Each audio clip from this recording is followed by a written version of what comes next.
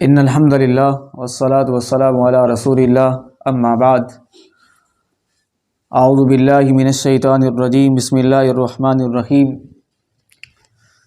قرآن مجید کو سمجھنا اور سمجھ کر اس کو پڑھنا، اس کو سمجھنے کی کوشش کرنا، اس کی تفسیر پڑھنا، یہ ہر مسلمان کے لیے ضروری ہے۔ تو قرآن مجید کو پڑھنے سے پہلے باوضو ہونا یہ فرض اور ضروری نہیں ہے۔ ہاں، ادب یہ ہے، احترام یہ ہے، مستحب اور بہتر یہ ہے کہ آپ باوضو ہوں۔ لیکن اگر کسی شخص کا تلاوت کے دوران وضو ٹوٹ جاتا ہے یا پہلے وضو نہیں ہے اور وہ زبانی یا ویسے پڑھنا چاہتا ہے قرآن مجید، تو وہ پڑھ سکتا ہے۔ وضو جو ہے وہ دو چیزوں کے لیے لازم ہے، جس کے وضو کے بغیر دو چیزیں نہیں ہوتی۔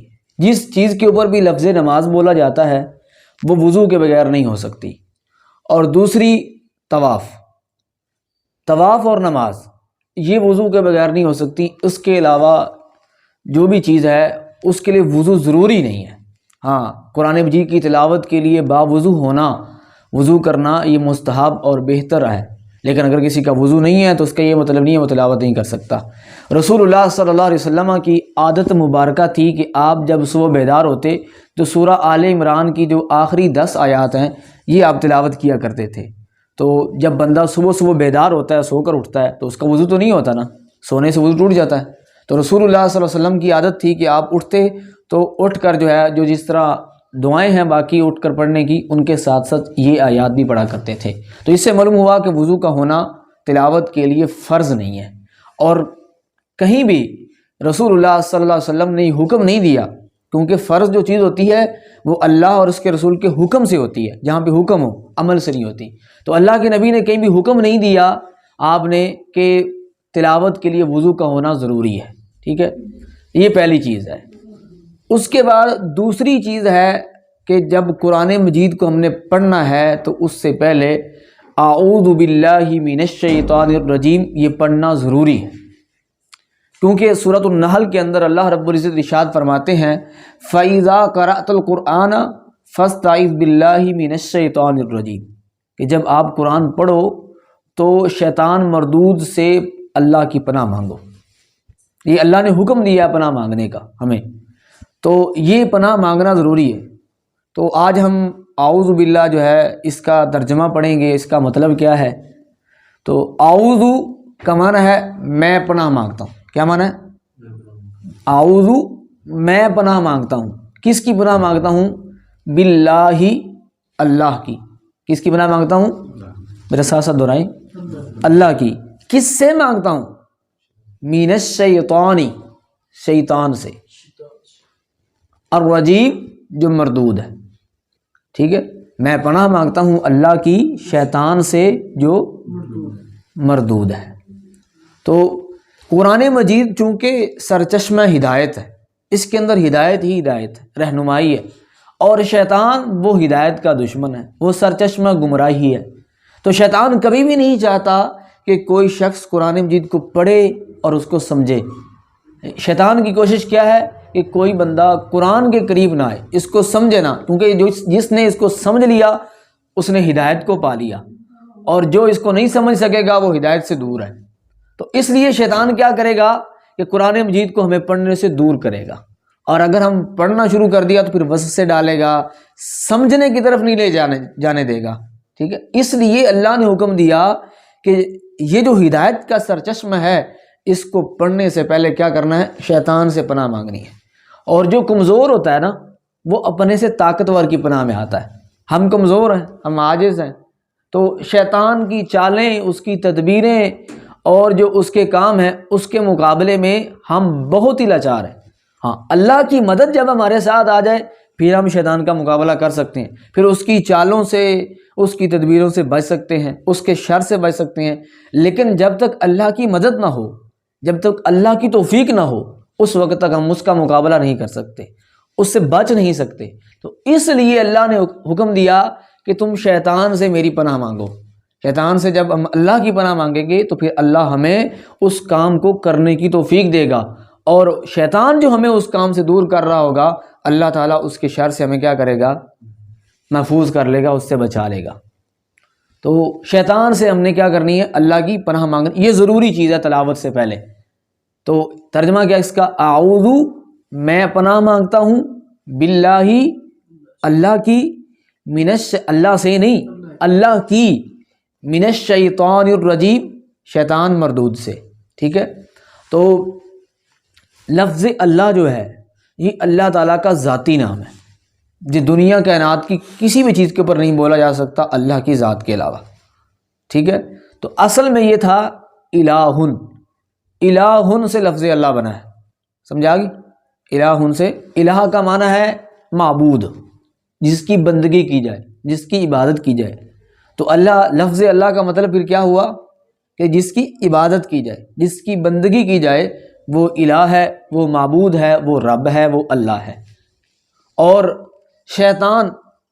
شیطان کو مردود اور رجیم کیوں کہا گیا؟ اللہ تعالیٰ نے اس کے اوپر جو لعنت فرمائی، اور اس کو، شیطان فرشتوں میں تھا نا، فرشتوں کی صف میں شامل تھا، اللہ کا بڑا مقرب تھا، کس وجہ سے اسے دھتکارا گیا؟ کس وجہ سے اللہ تعالیٰ نے اسے فرشتوں کی صف سے نکالا اور قیامت تک اسے جو ہے وہ دھتکار دیا، اور پھر کہا کہ جہنم کا ایندھن بنا دوں گا تجھے بھی اور جو تیری پیروی کرے گا؟ کیوں؟ کیونکہ اس نے تکبر کیا تھا۔ ابا واستکبر، اللہ کا حکم ماننے سے انکار کیا اور اس نے تکبر کیا، وکان من الکافرین، اس کا نتیجہ کیا ہوا؟ وہ کافروں میں سے ہو گیا۔ شیطان نے تکبر کیا، غرور کیا، اللہ کا حکم نہ مانا۔ اس نے کیا کہا؟ انا خیر منہ، میں آدم سے بہتر ہوں۔ کس وجہ سے؟ اللہ تو نے اسے بنایا ہے مٹی سے اور مجھے بنایا آگ سے، میں جب اس سے بہتر ہوں تو میں اسے سجدہ کیوں کروں؟ میں اس کے سامنے کیوں جھکوں؟ یہ تکبر اس نے کیا اور اللہ نے اس کو دھتکار دیا۔ شیطان اگر تکبر کی وجہ سے، اپنے اکڑ کی وجہ سے، اپنے آپ کو بڑا سمجھنے کی وجہ سے اگر اللہ نے اسے دھتکار دیا، جو اللہ کا بڑا مقرب بن چکا تھا، اور اس کو قیامت تک ذلیل کر دیا، اس کے اوپر لعنت فرمائی، کہا تجھے جہنم کا ایندھن بنا دوں گا، یہ ہے شیطان۔ اگر میں اور آپ تکبر کریں، ہم اکڑ کر چلیں زمین پر، لوگوں کو حقیر سمجھیں اور کہ میں اس سے بہتر ہوں، میں اس کی بات کیوں مانوں، میں اس سے معافی کیوں مانگوں، میں اس کے سامنے کیوں جھکوں، میں اس سے بہتر ہوں، ٹھیک ہے؟ تو اگر یہ تکبر اور اکڑ اور غرور ہم میں ہو تو کیا ہم پھر بچ جائیں گے؟ کیا ہم اللہ کی پکڑ سے بھاگ جائیں گے؟ نبی علیہ السلام نے فرمایا جس کے دل میں ایک رائی کے دانے کے برابر بھی تکبر ہوا نا، وہ جنت میں نہیں جائے گا۔ تکبر اور ایمان یہ آپس میں منافی، ایمان کہتے تسلیم کرنا، مان لینا، جھک جانا، اور تکبر اکڑ ہے، نہ ماننے کو کہتے ہیں، انکار کرنے کو کہتے ہیں، نہ جھکنے کو کہتے ہیں۔ تو اگر یہ صفت آج ہم میں بھی ہے، ہم تکبر اور غرور ہم میں پایا جاتا ہے، تو پھر ہمیں سوچنا چاہیے ہم کس صف میں کھڑے ہیں۔ شیطان تکبر کی وجہ سے، غرور کی وجہ سے اللہ نے اسے ٹھکرا دیا، دھتکار دیا، لعنت اس کے اوپر فرما دی، لیکن اگر ہم تکبر کریں، ہم غرور کریں، پھر ہم کس صف میں کھڑے؟ تو کیا مطلب ہے اس کا؟ اعوذ، میں پناہ مانگتا ہوں، باللہ، اللہ کی، من الشیطان الرجیم، شیطان مردود سے۔ یاد ہو گیا نا ترجمہ؟ اعوذ باللہ من الشیطان الرجیم، شیطان مردود سے۔ میری باتوں کی سمجھ آ رہی ہے نا؟ اوپر سے تو نہیں گزر رہی؟ ہاں۔ تو اس کے بعد دوسری چیز ہے، اور اعوذ باللہ من الشیطان الرجیم، یہ اس طرح کے الفاظ، یہ قرآن مجید کا حصہ نہیں ہے، قرآن مجید کی آیت نہیں ہے یہ، لیکن چونکہ اللہ تعالیٰ نے ہمیں حکم دیا ہے کہ شیطان سے پناہ مانگنی، تو اس کے لیے سب سے بہترین الفاظ یہ والے استعمال ہوتے ہیں۔ دوسری چیز ہے، سورۃ الفاتحہ سے ہم نے چونکہ اس کا آغاز کرنا ہے، تو سورۃ الفاتحہ سے پہلے یا کوئی بھی سورت ہم پڑھتے ہیں سورۃ توبہ کے علاوہ، اس کے شروع میں کیا ہوتا ہے؟ بسم اللہ الرحمن الرحیم، یہ ہوتا ہے۔ تو ایک چیز ہے، ایک بندے نے جب کوئی سورت شروع کرنی ہے تو اس وقت وہ مثلا آیا، میں نے سورۃ فاتحہ پڑھنی ہے یا سورۃ البقرہ شروع کرنی ہے، میں نے قرآن مجید کھولا، کوئی بھی سورت کھول لی میں نے، تو پہلے میں اعوذ باللہ پڑھوں گا، اس کے بعد میں بسم اللہ پڑھوں گا، کیونکہ اس سورت کا حصہ ہے، سوائے سورۃ توبہ کے، کیونکہ اس کے شروع میں بسم اللہ نہیں ہے۔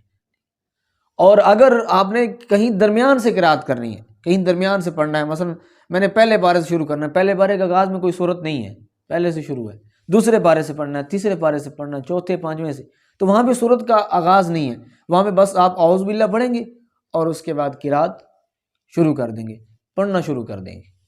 بات کی سمجھ آ رہی کہ نہیں آ رہی؟ ٹھیک ہے، تو جو بسم اللہ الرحمن الرحیم ہے یہ سورۃ الفاتحہ کی آیت بھی ہے، اور اسی طرح سورۃ النمل کی آیت بھی ہے، یہ سورۃ النمل کی آیت ہے، انہ من سلیمان و انہ بسم اللہ الرحمن الرحیم، ٹھیک ہے، لیکن اعوذ باللہ من الشیطان الرجیم یہ سورہ نمل کی آیت یا کسی اور سورت کی آیت نہیں ہے، قرآن کا حصہ نہیں ہے یہ ہے، لیکن بسم اللہ الرحمن الرحیم یہ قرآن کا حصہ ہے، سورۃ النمل کی آیت ہے۔ بات کی سمجھ آ رہی کہ نہیں آ رہی؟ تو بسم اللہ اس کا کیا مطلب ہے؟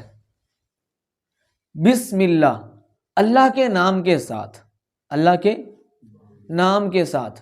اب اللہ کے نام کے ساتھ اللہ تعالیٰ نے قرآن کے آغاز میں، امام طبری رحمۃ اللہ علیہ جو ہے مفسرین کے امام مانے جاتے ہیں، وہ کہتے ہیں کہ اللہ تعالیٰ نے سورۃ الفاتحہ کے شروع میں یا سورتوں کے شروع میں قرآن کے آغاز میں بسم اللہ کو نازل کر کے در حقیقت یہ بتلایا ہے کہ آپ نے جو بھی اپنا کام کرنا ہے نا، اس سے پہلے بسم اللہ، اللہ کا نام ذکر کرو، اللہ کا نام لو، اللہ کا نام لے کر آپ نے پڑھنا شروع کرنا ہے، آپ نے لکھنا شروع کرنا ہے، آپ نے کوئی بھی کام کرنا ہے، اس سے پہلے کیا پڑھو؟ بسم اللہ پڑھو، اللہ کا نام لے کر اس کو شروع کرو۔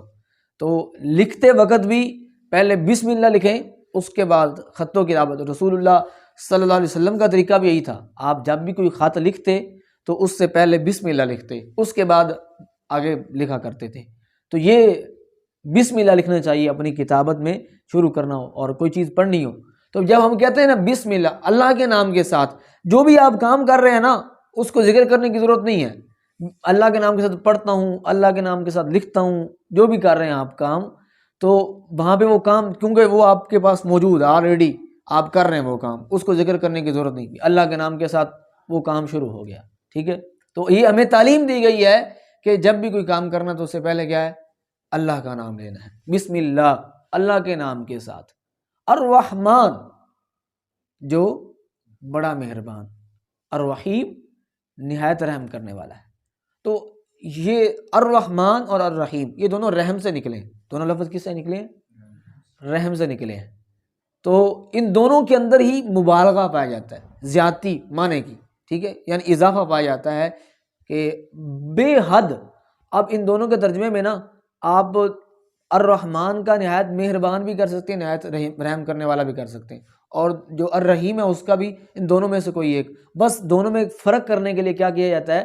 نہایت ایک کا مہربان کر دیا جاتا اور ایک نہایت رحم کرنے والا، ٹھیک ہے، دونوں میں فرق کرنے کے لیے، وگرنہ معنی ایک بھی کر سکتے ہیں آپ دونوں کا۔ تو اب سوال یہ پیدا ہوتا ہے کہ جب یہ دونوں لفظ رحم سے نکلے ہیں نا، تو پھر ان دونوں کو یہاں پہ ذکر کرنے کی کیا ضرورت ہے؟ دونوں کو اکٹھے لانے، ایک ہی الرحیم اللہ تعالیٰ یہاں پہ کر دیتے یا اکیلا الرحمن کر دیتے۔ تو اس میں کچھ لوگوں نے اگرچہ یہ ایک ہی لفظ سے نکلے ہیں، فرق کیا ان کے معنی کے اندر۔ وہ کیا؟ بعض لوگ کہتے ہیں، بعض علماء مفسرین کہتے ہیں کہ الرحمن جو ہے نا، اس کے اندر چونکہ الفاظ زیادہ ہیں الرحیم کی بنسبت، اس لیے اس میں معنی کے اندر زیادہ شدت پائی جاتی ہے، زیادہ مبالغہ، یعنی اللہ زیادہ رحم کرنے والا ہے، ٹھیک ہے، بنسبت الرحیم کے۔ اور ایک فرق یہ بھی کیا جاتا ہے کہ لفظ جو الرحمن ہے نا، وہ صرف اللہ کی ذات کے ساتھ خاص ہے، وہ صرف اللہ کی، جس طرح لفظ اللہ کی ذات کے ساتھ خاص ہے نا، اسی طرح لفظ الرحمن بھی اللہ کی ذات کے ساتھ خاص ہے، کسی بندے کے اوپر نہیں بولا جا سکتا۔ کسی بندے کو اگر ہم نے بلانا ہے تو عبد الرحمن اس کا نام رکھنا ہے تو عبد الرحمن رکھیں گے، الرحمن اسے نہیں کہہ سکتے۔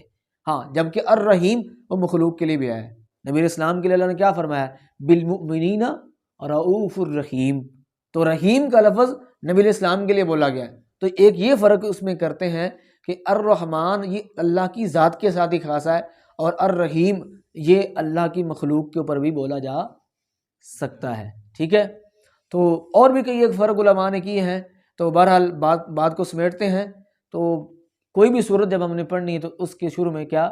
بسم اللہ الرحمن الرحیم پڑھنا ہے، اور سورۃ فاتحہ کا ایک حصہ، اس کی ایک آیت ہے بسم اللہ، سورۃ فاتحہ کی ایک آیت ہے بسم اللہ.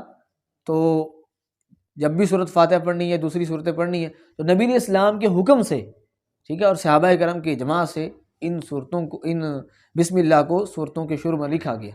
اور صحابہ کہتے ہیں کہ نبی علیہ السلام ایک صورت کے ختم ہونے اور دوسری نئی صورت کے شروع ہونے کا فرق جو ہے وہ بسم اللہ کے نازل ہونے سے پہچانتے تھے. جب بسم اللہ نازل ہوتی تو آپ سمجھ جاتے کہ یہاں پہ ایک صورت ختم ہو گئی ہے اور اگلی نئی صورت شروع ہو چکی ہے. تو بسم اللہ کا کیا ترجمہ ہے؟ بسم اللہ، اللہ کے نام کے ساتھ شروع کرتا ہوں، ٹھیک ہے. الرحمن، جو بڑا مہربان، الرحیم، نہایت رحم کرنے والا ہے. اعوذ، میں پناہ مانگتا ہوں، باللہ، اللہ کی، من الشیطان الرجیم، شیطان مردود سے. بسم اللہ، اللہ کے نام کے ساتھ شروع کرتا ہوں، الرحمن، جو بڑا مہربان، الرحیم، نہایت رحم کرنے والا ہے. تو آج کا ہمارا یہی سبق ہے. کل سے ہم سورۃ فاتحہ کا آغاز کریں گے انشاءاللہ. اللہ تعالیٰ ہمیں سمجھنے اور عمل کرنے کی توفیق عطا فرمائے.